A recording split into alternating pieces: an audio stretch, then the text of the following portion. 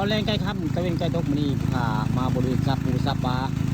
ลุงใสมันผู้ค้านี่ละญาติทางเมียได้มื้อนี้เพิ่นดูปลาคายพี่น้องเล่นไผอยากได้ปลากะมาซื้อเด้อซาปลาลุงใสบ้านคำคาตำบลนาตาลอำเภอเต่างอยได้กำลังตึกปลาเองพี่น้องผมเพิ่นตึกปลาเองนะคือเพิ่นตึกปลาเอง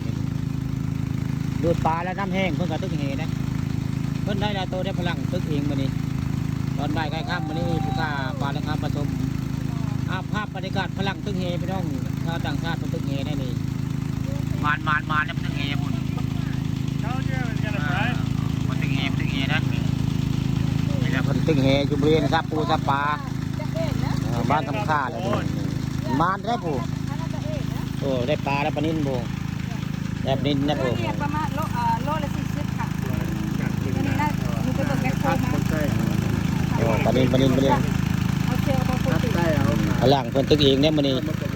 เจตุกคุณนายพลังเพิ่นได้เพิ่นเสียเทือนเพิ่นตึกเฮได้ปูผีมือแต่ได้ลูกเขือลุงใสตึกเฮเองมันนี่พี่น้องไปจะได้ปลากันมาซื้อเด้อมันนี่มือไว้ตึกขายประจำว่างั้นมืออื่นมาซื้อได้ซาปลาลุงใสอยู่บ้านคำค่า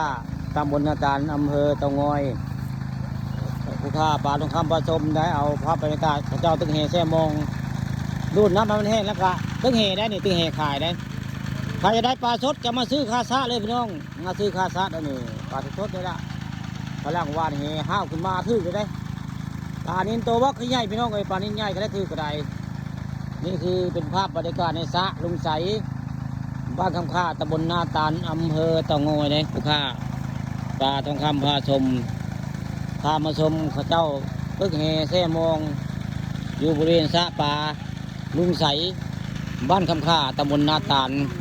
อำเภอเต่างอยแหละนี่เป็นภาพตอนบ่ายได้คุณนายตุกคนดูดปลาคายพี่น้องนายตุกลูกสาวของลุงใสบ้านคำค่าได้ดูดปลาคายนี่ใครอยากได้ปลาก็ไปกินแซ่บๆปลาเป็นก็มาซื้อพี่น้องนี่อยู่บริเวณสระปลา